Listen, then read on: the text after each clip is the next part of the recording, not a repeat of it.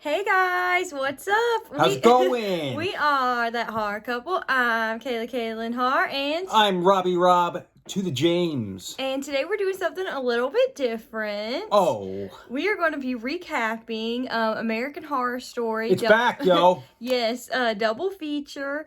Part 1 is titled Red Tide.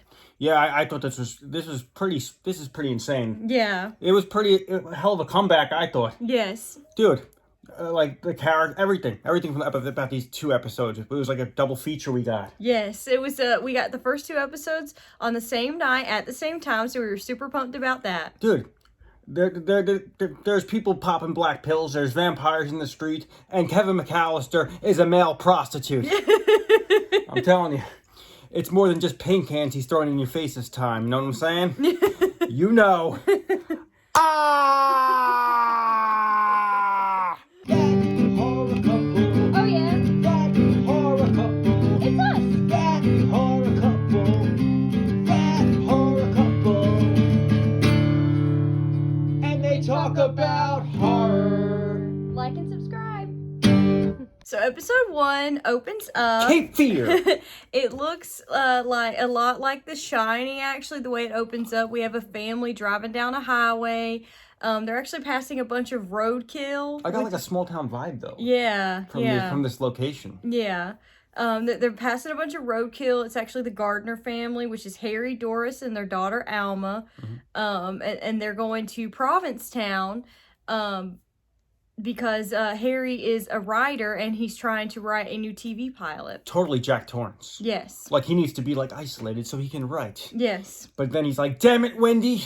You know, I kind of got that vibe, right? Yeah, I got that vibe, It kind too. of had that vibe to it. Where Yes. like he needed some inspiration. Yes. So Harry goes to the grocery store to get like supplies and stuff. And here we're introduced to Sarah Paulson's character Karen, which she's so good at like playing these like character roles. Like Sarah Paulson's amazing. She looks like a drugged out homeless lady who's like full of diseases. This is a bad Karen, worse than the ones that want to speak to the manager. This Yeah. is much worse. Yeah. She warns Harry to leave town. Yeah. Mm-hmm. So right away we get the vibe like something ain't right. Here. Something ain't right. Yeah. Next up, Doris and Alma. They're taking a walk across the cemetery, which I thought was like a beautiful like scenery. It looked really awesome. cool, Like yeah. very fog, very awesome. And that's where they come across this vampire creature. Mm-hmm. And it like chases them down like to back to their house or whatever. And the sheriff ends up coming by. These vampire creatures, totally creepy as hell. It reminds me of Salem's Lot Barlow Okay, meets like Hellraiser Pinhead. Yeah. Or something like that. I mean, totally freaking me out. Yes. Yeah, and what freaked me out even more was the cop's reaction. Yes. She's like, they're just drug addicts looking to steal something from you. Like, That what? got me thinking the cop knows more than she's saying. Yeah, seems like it. What was up with Doris keep mentioning Lyme disease? I know, she kept bringing that up. I felt like that was totally foreshadowing. It definitely for seems like something. foreshadowing to me. She's pregnant too, right? Yeah, she's pregnant. Mhm. Yeah, so I think something's going down. Something's going to go down. Yes. They brought it up like 2 or 3 times. Yeah, she brought it up a few times. The same night, Alma looks out the window and actually sees more of those vampire creatures. Yeah, and they're so creepy, like looking up at her, like contorting their bodies, like all weird. It was, ooh. The look of them, it's insane. Yes. So Harry takes a run the next morning along the beach, and he comes across like 2 disemboweled bodies, and he calls the police, and they say, the medical examiner says it must have been a great white shark, which totally was like an ode to Jaws to me. Like, I loved that. But, So basically, he blew it off too. Yeah. So he gets no help from the police, and he gets no help from the medical examiner. No. Either. They're both like, it could be this, it could be a homeless, it could be a druggie. It could Yeah. Be, you know. Oh man. Yeah. So Harry asks Doris to go out for a date night, the 2 of them. But Doris ends up getting really sick. She's like throwing up. So she ends up laying down. And she encourages him to go out and just have a drink by himself. And he ends up at the bar. And this is where we meet. Macaulay Culkin? Yes. Kevin McAllister. Yes. What's his name? Mikey. Mikey. Yeah. He's like a male prostitute. I liked his character in this. Yeah, I do. It was cool seeing. I thought it was cool seeing him. Yeah, he was like hitting on Harry. He was like, "Oh, you know, you want to rub certain body parts together?" Dicks. Yeah, Rub dicks. yeah, yeah. He's a dick rubber. Yeah. And this bar is the scene where we meet Austin and Belle, where they're singing on stage. Yeah, aka Evan Peters and Francis Conroy, 2 American Horror Story alums, which of course Evan Peters, duh, who that's why we're watching, right? It makes this whole thing feel like American Horror Story. It does. Again. It does. So Harry comes home and he's actually attacked by one of these vampire-like creatures, but he ends up getting like the one up on him and is able to like kill him. Most neighbors bring like a Jello mold or something to welcome you to the neighborhood. This is fucked up. Yeah. Welcome to the neighborhood. Yeah. And once again, the police just like brush it off like, oh, it's just a druggie trying to steal something from you. Like, that's so odd. Like, Yeah. he insists that the person was like trying to go for, trying to act like they're going to bite his throat or whatever. The police are no help. No. What are they going to do? No, I don't know.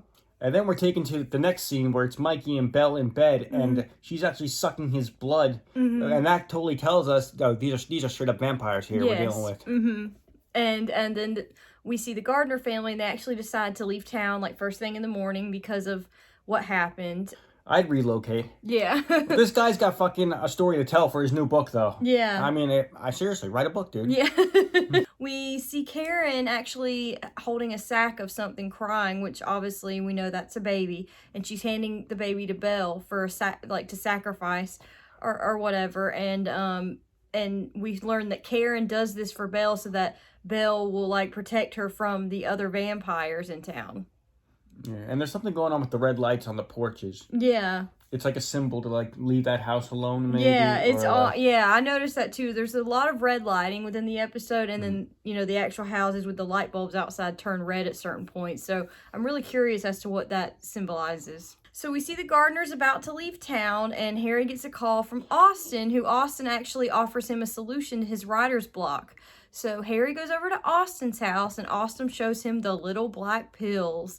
And encourages him, saying, it'll give you the jump you need to be more creative and start on your TV pilot. Not much information's given, though, about the pills. He's just like, it works, who cares? He's He's like, he asked him what's in it, and he's like, I don't know. He doesn't even know. just pop him. Yeah. And when Harry gets back home, he gets a call from his publicist, Ursula, who's like pressuring him to get started on the pilot, telling him he needs to stay in Provincetown, finish the pilot, or else he's through. And that's basically actually what makes him like pop the pill. Yes. He finally takes the black pill, and that's how this first episode actually ends. Yes. Harry takes the pill, so we're all like, oh shit. Yes. Episode 2! Titled Pale. Pale, yo! So we start episode 2. So we start episode 2 out with the family about to leave, and then boom, Harry's pill kicks in.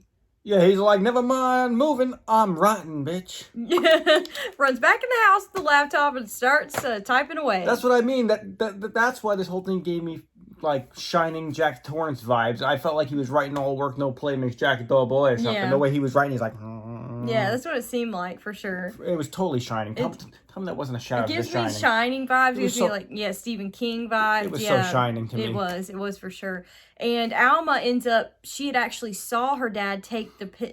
She actually saw her dad take the pill, so she tells her mom, hey, I saw dad take a little black pill. She threw him under the bus. Yeah. Well, you got to understand, this guy was writing, like, nonstop. Yeah. And there wasn't at one point where the wife read it over and she's like, this is good. He's like, I know. Oh, yeah, that was later on in the episode. He's like, I'm awesome. Yeah. So Doris gets in a fight with him about, like, him taking the pill or whatever, and he, at one point, even, like, screams at his daughter, like, I can't help that you're not, you don't have any inspiration. You're not talented like me. Like, he says some really awful things to his daughter. It's affecting his behavior for sure, Yeah, too. it's making him very irritable and very angry. Yeah. And, like, it suppresses, like, his appetite for food, too, because Doris goes to give him a sandwich, and he, like, spits it out, like, right away. He can't eat it. Well, that's what makes him go food shopping. Mm-hmm. So Harry does take a break from his writing. He goes outside, and he's actually surrounded by those vampire pale like creatures. Yeah. Then they kind of like sniff at him and just kind of disperse and walk away. It was one of those things where at first we're like, oh shit, they're coming around him. Yeah. And like you said, they kind of like what did they do? They just avoided him, walked away. Yeah, they sniffed him and like just walked away. I think it's because he has that black pill inside of him. It was kind of like me in high school when I would walk up to chicks and start talking, and they would all just like whoosh, scram. I know it's hard to believe, but it wasn't always like this.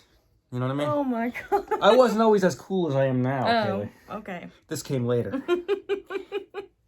Yeah, but the vampires want nothing to do with him. They're not interested. Yes, and he ends up going to the grocery store, stocking up on a bunch of meat. And the grocery store owner he's like, I see you've got inspiration now, which I thought was really odd, because how would he know that by seeing him picking up meat? Yeah, as if it's like a common thing in this town or something. Yeah, Or if it's like, yeah, and just how he went back to his house and he made like a blood smoothie, or like it was something weird in the blender. And he was trying to like just drink the juices off the meat. It was really odd. Reminds me of that guy in the mall that was trying to sell you that $9 shake. Oh yeah. He's like, we use the best fruit in the world, man. Yeah. It's no preservatives. Yeah. The guy charged me at $12. We walked 5 steps and we can't go into the next store with the drink, and I'm like, fuck. Yeah, I remember the next store in the mall is like, you can't bring drinks in here. I'm like, I just paid $12 for this motherfucker. Those smoothies are ripoffs. Yeah, we never got one again. No, never again. Before Harry actually goes back home and drinks the blood, though, Karen sees him in the grocery store and yells at him because she knows the symptoms or whatever of when somebody takes the black pill. So she's yelling at him about it, like, you took it. The young daughter, Alma, she's actually a musician, and she's trying to practice her violin. She wants to be like a professional violin player by the time she's 18, and she's struggling with it. So she actually tells her mom, like, because she saw like her father take the pill, and now he's like this like awesome writer. Yeah. So she's like, I want to take the pill. And the mom's like, hell no. Yeah, she's like, no, you're not going to do that. Like, you just practice, you'll get better, blah, blah, blah. And then we're in the kitchen and we see Doris cut her finger, and Harry's standing right there, and he ends up totally sucks the finger. Sucks the blood out of her finger. That was like Grandpa Texas Chainsaw Massacre style. Oh yeah. Right? Totally, yeah. And she's like obviously really weirded out. She's like, "What are you doing?" And he's just like just sucking some fingers. Yeah.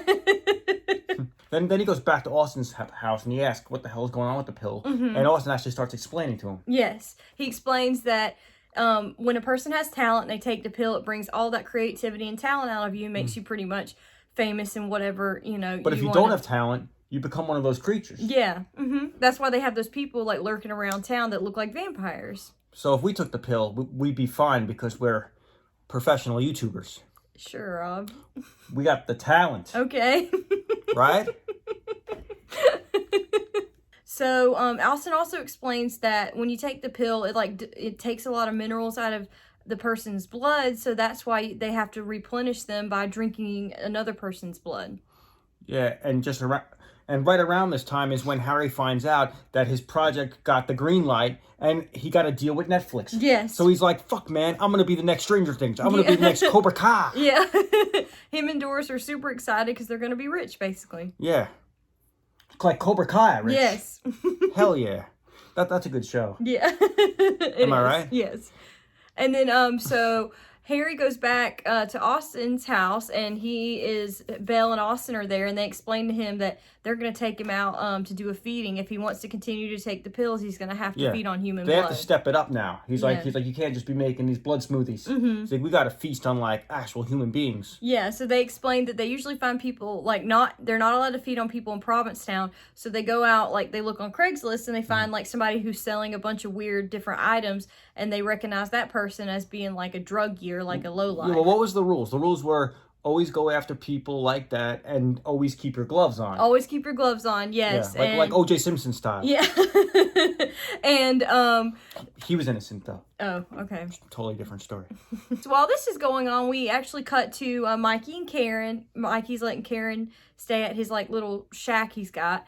And it's like an abandoned shack too. Yeah, it's like an abandoned shack. She has to like crap in a bucket basically. Yeah. So so they're sitting there talking, and he shows her that he bought some of her like paintings. I guess years ago she used to be a painter, and she's like so excited, and she's looking at them, and he shows her that he stole some of the pills, those black pills from Belle, and he's like, listen, I want to make movies, like I want to write, I'm gonna take one of these pills. I really like that scene too, of just them sitting and talking. It was like an intimate scene. Yeah, they seem like they had like a friendship going on. And I also love how he mentions, like, spouts out some facts about Jaws, because that's obviously one of my favorite movies, so I thought that was really cool. That was cool. Yeah, so he ends up taking one of the pills, but Karen refuses.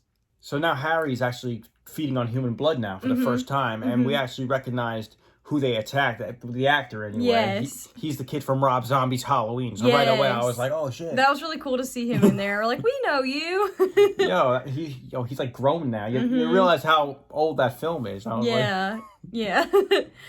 So after Harry feeds on human blood, he actually goes to a mutual friend of Austin and Belle's, which is Dr. Philman. for his teeth. Yeah, she files his teeth down for him and then like makes him like a mold of his regular teeth so he can wear That was awesome. caps on them. Gave him like some evil look. I like that. Yeah. It was very cool. They said it made it easier for him to feed, like when he has to feed. Oh yeah. He's got the chompas. Yeah. The vampire chompas now. Yes. And then what totally blew my mind was Alma actually took the pill. She did. And then she starts playing her violin like nonstop, like hours, like Yeah. It's crazy. And then she starts fighting with her mom about it. Yeah, she calls her mom like, not inspirational, not creative, like you're not good like me, Very similar to Daddy. like what her dad was yelling at her about. It's kind of like an effect of the pill. Yeah, it makes her it makes the person angry. So that was really sad because Doris ends up like after she sends Alma to her room, ends up like having a breakdown and crying, which because she said some very hurtful things to her. So Oh yeah, hell yeah. So Harry's like a full blown like human eater at this point because now we see him totally feeding on his own because he totally took out that guy at the beach. yeah, Yeah. and we cut back to the house and we find out that Doris is looking for Alma and she asks Harry, she's like, "Where's Alma?" And he's like, "Oh, I let her go for a walk." And she's like, "You let our daughter go for a walk?" He couldn't be bothered either with all the. Yeah, he's like typing away. Which is crazy because someone just broke into their house like a few days before that. And so. then before that, they were chased down. So it's like, why would you let your daughter go for a walk? But anyway, so Doris goes out looking for her. She finds her in the cemetery, bent over by a gravestone. And she's eating like a squirrel with like blood all over her face. That was a crazy ass ending. That was a good way to end. There's a cliffhanger because that's where the episode ends. Yeah, that was an awesome ending. Yeah, it was so good. We hell of a start to the show too. Oh my god. Yeah, that was a very strong American Horror Story like season premiere. Like to have 2 back-to-back episodes. I feel like they fit so well together. They went so well together. It has potential to be probably one of the best ones. Yes, I can see it being one of the better seasons of American Horror Story. We're really excited to see what happens on the next episode and further on in the season. So please comment down below and let us know your thoughts on the 2 first episodes of American Horror Story. What you think of the season so far.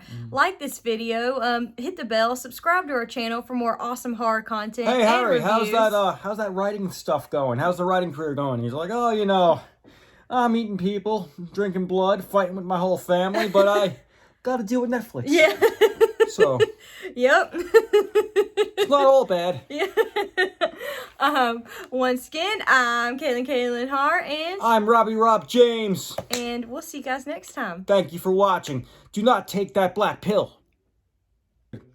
There's people popping black pills, there's vampires in the street, and Kevin McAllister is a male prostitute. I'm telling you, it's more than just paint cans he's throwing in your face this time, you know what I'm saying?